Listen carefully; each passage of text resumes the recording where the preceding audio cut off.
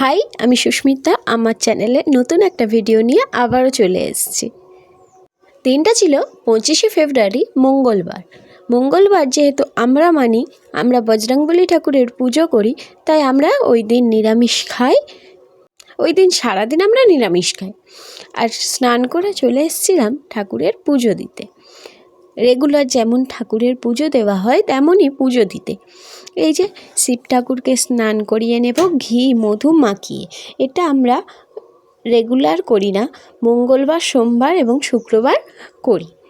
আর তোমরা কে কে বাড়িতে শিবলিঙ্গ আছে তোমাদের কাদের কাদের অবশ্যই কিন্তু কমেন্টে জানিও। আর কে কে এমনভাবে পুজো দাও আর কী বার শিব ঠাকুরকে ঘি মধু মাখিয়ে স্নান করাও কমেন্টে জানাতে ভুলবে না কিন্তু। আর আমার রেগুলার ব্লগগুলো কেমন লাগে সেগুলো কিন্তু অবশ্যই জানাবে। তোমরা জানালে আরও ইন্সপায়ার হব না, সেই জন্য। দেখতেই পাচ্ছ এখানে তেমন কোনো আমাদের মূর্তি নেই, তবে এখানে নৈহাটির বড় মার পিকচার আছে। আমরা গিয়েছিলাম পুজো দিতে, তখন এই পিকচারটা আমরা নিয়ে এসেছিলাম, সেটাই ঠাকুর ঘরে রেখে দিয়েছি।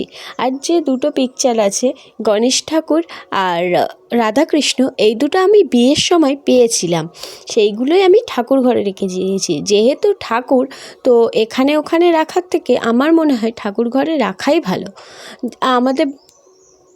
আমরা পুজোও দিতে পারবো, তাই কি না? সেই জন্য আমি ঠাকুর ঘরেই রেখেছি। আর এটা আছে এই বছরই আমাকে কার্তিক দেওয়া হয়েছিল, সেই কার্তিক ঠাকুরটা আমরা রেখে দিয়েছি। অনেকেই পুজো করে বের করে দেয়, কিন্তু আমাদের নিয়ম হচ্ছে 3 বছর পুজো করে তারপরে বের করেও দিতে পারো বাইরে, আর নয়তো বাড়িতেই রাখতে পারো। তো আমরা রেখেই দিয়েছি, ঠাকুর তো না বের করব কেন সেই ভেবে। আর আমরা এবছর বড় করে খুব একটা পুজো করিনি, তো সেই জন্য ছোট করে যতটা তাড়াহুড়োর মধ্যে দিয়ে করেছি, সেই জন্য ঠাকুরকে রেখে দিয়েছি।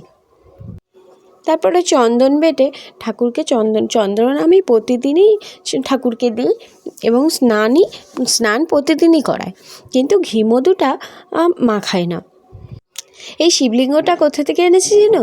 বড় কাছারি থেকে। আমার ভাইজিকে নিয়ে পুজো দিতে গেছিলাম, আমাদের মাম্মাম যে, তাকে নিয়ে পুজো দিতে গেছিলাম, গিয়ে এই শিবলিঙ্গটার সাথে ওই নন্দীটাও কিনে এনেছি আমরা একসাথে। তারপরে এই ফুলে চন্দন মাখিয়ে নিচ্ছি, এবারে ঠাকুরকে ফুল দিয়ে পুরো সাজিয়ে দেব।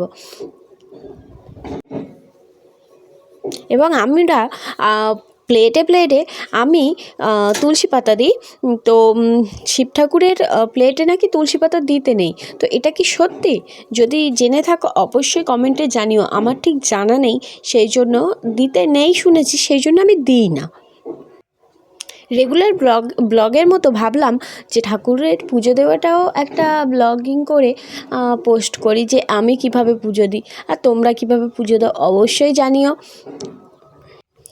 আর আমাদের দুটো ঠাকুরঘর আলাদা, আমরা বজরংবলী ঠাকুরকে আলাদা রেখেছি আর এমনি ঠাকুরগুলোকে আলাদা রেখেছি। তো দু জায়গাতেই পুজো দিই আমরা। সন্ধ্যাটাও আলাদাভাবে দিই এবং ঠাকুরের পুজো দেওয়াটাও আলাদাভাবে দিই। সকালে যে পুজো দেওয়াটা সেটাও আমরা আলাদাভাবে দিই। দুটো ঠাকুরকেই আলাদা জায়গায় প্রতিষ্ঠান করা আছে।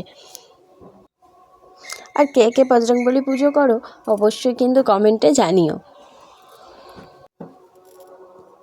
তো ভিডিওটা কেমন লাগলো সেটাও জানিও, আর ভালো লাগলে আমার চ্যানেলটিকে সাবস্ক্রাইব করে নিও।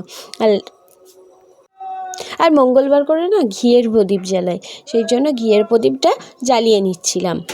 যেহেতু বজরংবলী পুজো করি, তো মঙ্গলবার করে আমরা ঘিয়ের প্রদীপ দিয়ে ঠাকুরকে প্রদীপ জ্বালাই।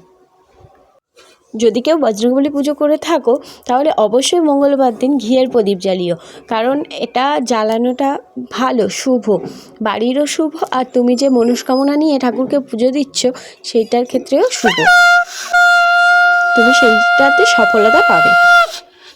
আমি তো এটাই বিশ্বাস করি, জানি না তোমরা কি বিশ্বাস করো। আর আজকে দেখো গাছে অনেক ফুল ফুটেছিল, সেই জন্য ঠাকুর ঘরটা মন মতো করে সাজাতে পেরেছিলাম। আমি নিজেই সাজিয়ে খুব ভালো লেগেছে আমার। তো ভিডিওটা এই পর্যন্ত, কেমন লাগলো অবশ্যই জানিও। টাটা।